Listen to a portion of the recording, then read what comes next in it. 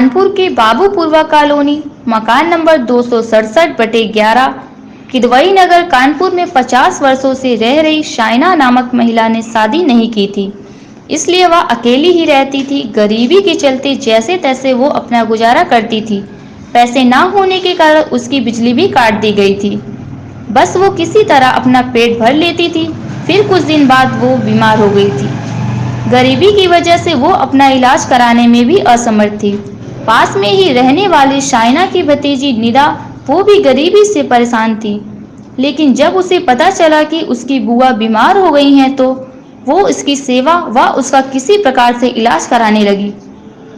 निदा अपनी पति और अपनी बेटी के साथ किराए के मकान बेकनगंज में रहती थी।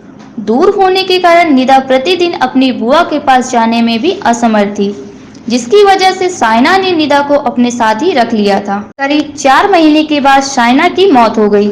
शाइना की मौत की खबर सुनते ही दूर के रिश्तेदार अनीस और जावेद, जो कि कलकत्ता निवासी हैं, निदा ने बताया कि यह लोग ना ही बुआ के सुख और ना ही दुख में दिखे, जहां तक बुआ की मौत में भी नहीं आए, और अब अपना हक जमाने के लिए कलकत्ता से कानपुर पूरे परिवार के साथ आ गए हैं, और अब हम लोगों के साथ मारपीट कर बेघर कर दिया, और साथ में धमकी भी दी है कि अगर तुम लोग इस घर में दोबारा या इस घर की तरफ देखा भी तो तुम लोगों को जान से मार देंगे। निदा ने बताया कि वो लोग इस घर को बेचने की फिराक में हैं और घर बेचकर वापस अपने घर कलकत्ता चले जाएंगे। अब निदा इंसाफ के लिए दर दर भटक रही है। क्या नाम है आपका? निदा। निदा जी, क्या मामला पूरा है? आप जहाँ रहती थी, आप कोई आपने क्या पूरी दिक्कत समस्या क्या थी?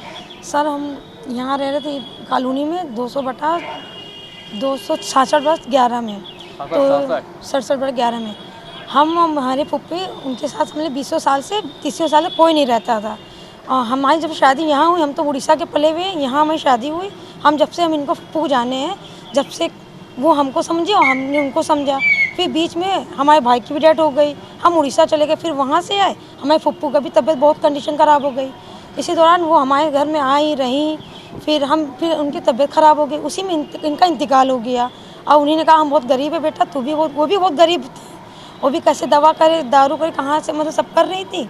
उसके बाद फिर हमें बुलाए, हम और मेरे मियाँ ये मजदूरी करते हैं और सर वहीं रहे। उसके बाद इन लोग आए, हमने फ़ोन किया, इनकी इंतकाल हो गया। हमसे गरीबी में जो भी दवा दारू जो भी हुआ, हमने सब कुछ उनका किया। और उसके बाद उनका इंतकाल हो गया फुप्पू का हमारे। उसके बाद हमारे कलकत्ते सब लोग आके हमसे ये कह रहे हैं कि तुम यहाँ से निकलो घर से, और हम बस इंसाफ मांग रहे हैं। अच्छा, ये जो आप इनके घर में जो आए हैं, तो क्या आपका माफी की क्या क्या? अरे हमको सर, हाँ हमको रहे, हम सर हमको मारीन, हमको पीटीन, हमको धमकी भी दी कि यहाँ तुम नहीं जाओगे तो तुम्हें हम मार पीट के तुम्हारे बच्चों को मार के भी गिरा भी देंगे। क्या नाम है लोगों का? जावेद नाम है, जावेद बड़े बाप के लड़के हैं, और चच्चा जो है हमारे चच्चा अनीस, ये सब। तो ये लोग कहाँ से आए हुए? ये कलकत्ता से आए हुए हैं। तो क्या पूरा परिवार इनका आया है? जी हाँ, उनका परिवार है। सब लोग ने हमको धड़ाया, मतलब हमारा खाना वहाँ पकाते थे तो हमारा चूल्हा भी पानी का भी डालते, कभी फेंक दे, कभी खाना पकाए कभी फेंक दें। नहीं तो ये लोग आखिर जहाँ पाया तो इन लोग चाहते क्या है? इन लोग ये चाहते कि ये ज़मीन मतलब ले लें, जो कॉलोनी है मतलब उसको बेच के इन लोग चले जाएंगे पैसे लेकर। अब आप क्या चाहते हैं? हम ये चाह रहे, हम गरीब हैं सर, हमको जो फुप्पू जिनका घर था वो हमको छोड़ के गई हैं, यहाँ रहो गरीब तुम हो, तो बस हम ये चाह रहे हमें यहीं रहना है, यही घर में।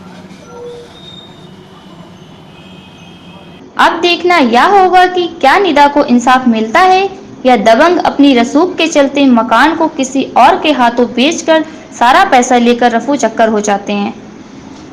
JDV channel head Mukesh Gautam की रिपोर्ट।